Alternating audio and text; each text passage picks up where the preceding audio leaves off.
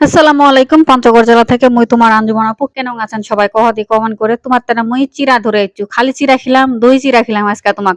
বিভিন্ন জেলার বিভিন্ন রকমের ঐতিহ্যবাহী খাবার আছে তো এই দই চিরা হইল আমার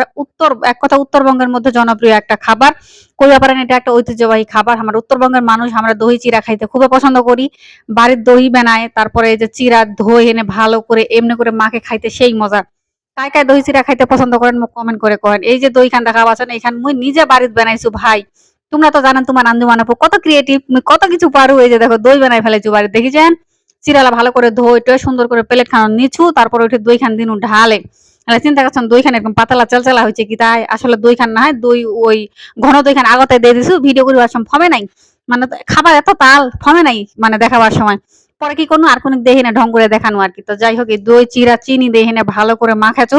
মাখে এনে সেই মজা করে খাম এলা কাকা খাওয়া মন আছে দেখে এনে মোক কমেন্ট করে কহ তো এগুলা দেখে এনে তোমার মনটা চায় আছে তোমাকে খাওয়া মন আছে মুই জানো তোমার খাওয়া মন আছে খাবার একটা উপায় আছে নিজে কিনে খাও নাহলে বানাই খাও টাটা আল্লাহ হাফেজ বাই বাই।